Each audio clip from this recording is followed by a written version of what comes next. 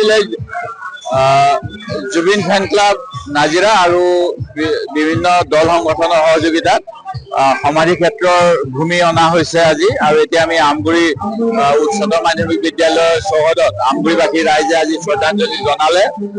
এতিয়া আমি নাজিৰালৈ গৈ আছো। অহাকালিলৈ আমি দিশত বিসৰ্জন কৰিম এই পবিত্ৰ ভূমিৰ কিছু অংশ।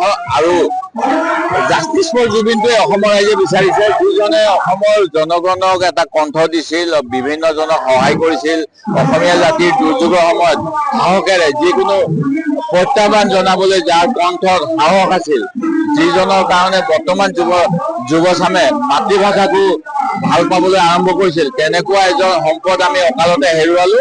আমাক কেনেকৈ কি হ'ল ইয়াৰ সম্পূৰ্ণ বিচাৰ লাগিব আৰু জুবিন গাৰ্গৰ ন্যায় লাগিব। আজি সিমানেই আমাৰ কথা। চিতাভস্ম ইয়ালৈ অনা হ'ল, সেয়া আমি এক সুবিধা পাইছোঁ। আচলতে নাজিৰালৈ অনা হৈছে আৰু আমি ইয়াত আমাৰ আমগুৰিবাসীয়ে শ্ৰদ্ধাৰ্ঘ্য নিবেদন কৰিছোঁ।